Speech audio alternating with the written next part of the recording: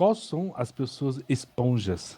Que são pessoas esponjas. Cara, eu não vou arriscar dar um palpite, não conheço essa teoria, então talvez numa próxima aí, depois de eu me aprofundar no assunto, a gente pode trazer isso com mais clareza, senão se eu for falar eu posso dizer besteira.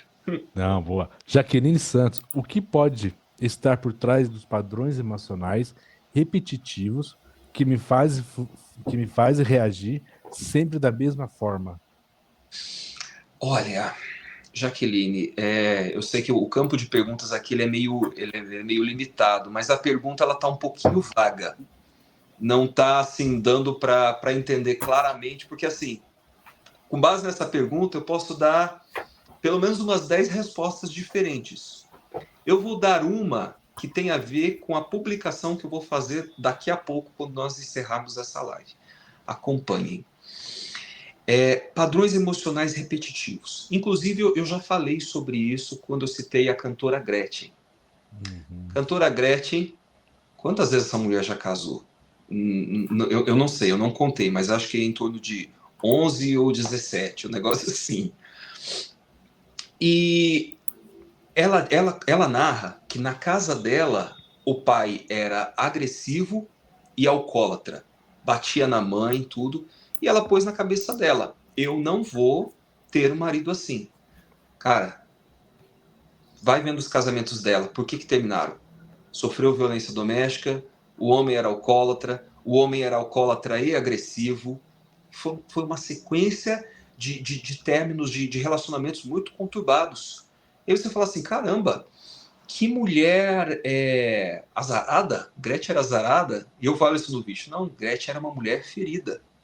E foi só quando ela começou a se curar emocionalmente que ela encontrou um relacionamento agora com o atual marido dela, Esdras, que é um dos relacionamentos mais longos e tudo indica que vai durar. Só que por que está durando? E por que vai durar? Os dois decidiram curar as emoções, juntos e separadamente.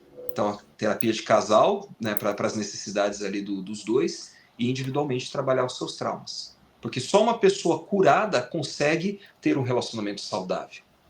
Entende? Então, Jaqueline, padrões emocionais repetitivos que fazem você. E aí, o que eu vou falar hoje na minha publicação? Vocês ouviram falar do jogador Kaká, da ex-mulher dele, por que ela terminou com ele? Uhum.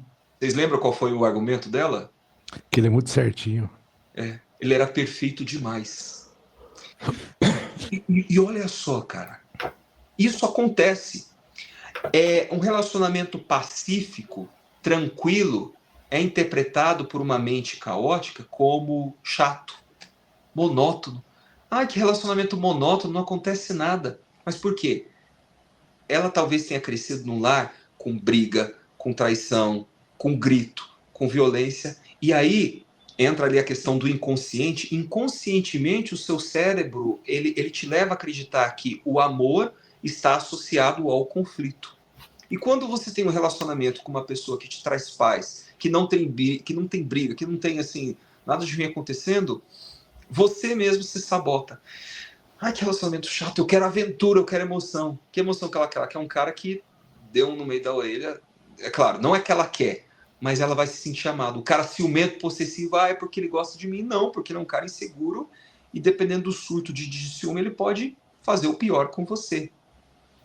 Então, eu trouxe aqui esses dois exemplos que talvez, não sei se responde à pergunta da Jaqueline, mas caso queira dar mais detalhes, aí a gente consegue dar uma resposta mais assertiva em relação a isso.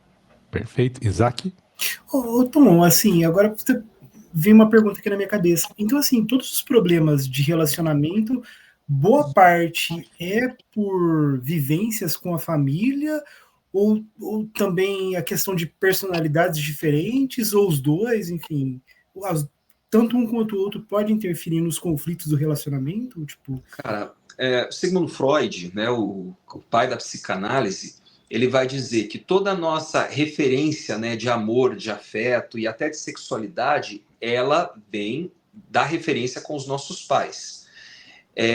Tanto que ele fala, ele tem aquelas fases psicossexuais, que ele fala que existe As pessoas discordam disso, tá? Só vou trazer a teoria dele. Que chega um momento da vida da menina em que ela desenvolve uma certa atração pelo pai. Não uma atração física de desejo, mas de admiração. E o menino pela mãe. Então, inconscientemente, quando ele vai buscar uma esposa, ele vai buscar características semelhantes à mãe dele. E a menina semelhantes ao pai dela. Então, se ela teve um pai ruim, consequentemente, não é assim, vai ser, mas há uma grande possibilidade dela se sentir atraída por um homem ruim. Muitas mulheres com pais alcoólatras se casam com homens alcoólatras. Muitas mulheres com pais violentos se casam com maridos violentos, pais que traíam e tudo mais. E tem um caso bem interessante, agora vou citar um exemplo pessoal de novo. Mas esse caso é interessante de um modo saudável.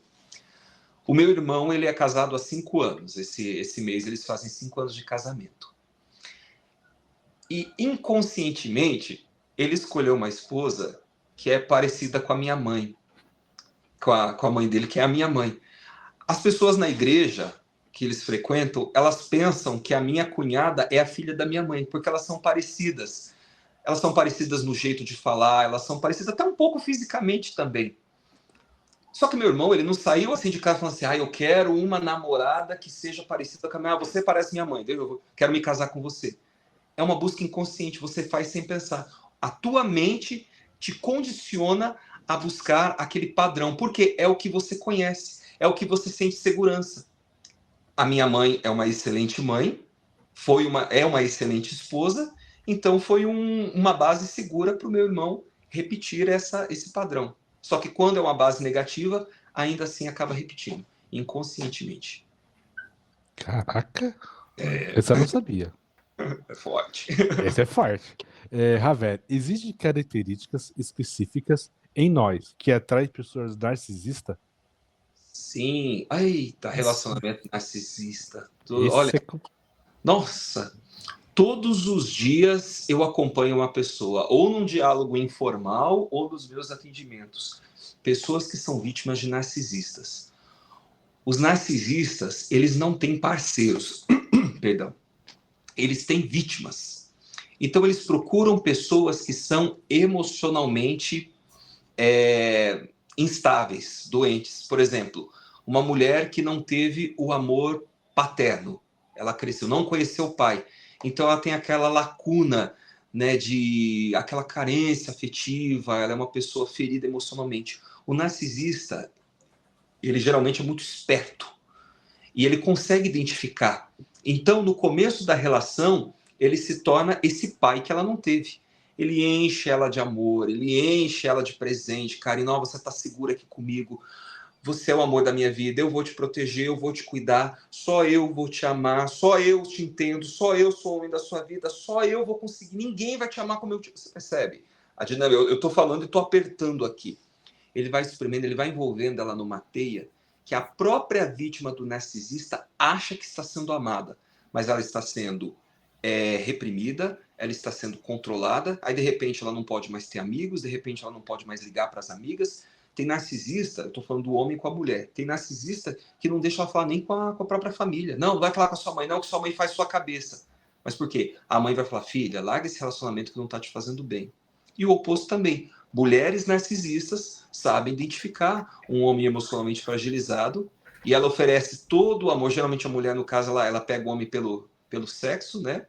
E o cara se vê envolvido numa teia que ele não consegue sair. E o meu maior desafio é fazer as pessoas perceberem que elas estão num relacionamento ruim. Porque muitas ainda são levadas a acreditar que elas são erradas. Então, assim, o narcisista provoca a pessoa, é essa dinâmica, tá? O narcisista provoca a pessoa reage, o narcisista bate nela e aí ela pede desculpas para ele. Porque, desculpa por ter te irritado e ter feito você me bater. É essa dinâmica. Tanto para homem quanto para mulher. Eu estava falando aqui, eu estava tendo uma sessão agora há pouco e ele falou, eu tinha uma namorada narcisista que ela já me deu tapa na cara várias vezes. Agride mesmo, fisicamente. Tom, mas uma dúvida, o narcisista age dessa forma, assim, consciente ou inconsciente? Cara, todo narcisismo, ele tem duas... Como a minha abordagem é psicanálise, para explicar o narcisista, eu vou explicar a origem dele, né? Geralmente se forma uma personalidade narcisista devido a dois fatores, ou um excesso ou uma falta. Aquela criança que foi levada a acreditar que ela podia tudo, que ela era melhor, aquele filhinho da mamãe, né? Meu filho, tudo, todo o meu universo é seu. E ele cresce com essa mania de grandeza. Então ele fala assim, todos devem me reverenciar. É aquela criança que nunca recebeu um não. É aquele cara que nunca teve um não quando era criança, quando a namorada rejeita, ele quer matar. Então é esse narcisismo adquirido, né, pela falta de limite. E existe um outro em que a pessoa ela vive um sofrimento tão grande na infância que, para sobreviver, o cérebro dela cria uma espécie de mecanismo de defesa que deturpa a realidade e leva ela a acreditar que ela merece tudo, que só ela é a melhor e que todos devem servi-la. Não sei se me fiz entender. Então existem essas duas raízes. De qualquer maneira, ambas, independente da origem, ambas são muito prejudiciais. E existem narcisistas e narcisistas, mas a grande maioria acredita que eles estão certos. De que não, eu sou um homem bom, você é uma mulher ruim, ou eu sou uma mulher boa, você é um homem ruim, por causa disso, faz mal e acredita que ela é a vítima. E quando você conversa com um narcisista, quando você não é do círculo social dele, nossa, é uma pessoa encantadora, às vezes até vítima. Principalmente mães narcisistas. Ai, meu filho me abandonou e tal. Teve um vídeo que eu compartilhei recentemente de um jornalista que ele foi fazer uma reportagem sobre pessoas abandonadas no asilo. E teve uma senhorinha muito triste, falou, ai, meus filhos me abandonaram aqui há 20 anos, eu não falo com eles. Ele ficou com tanta pena que ele...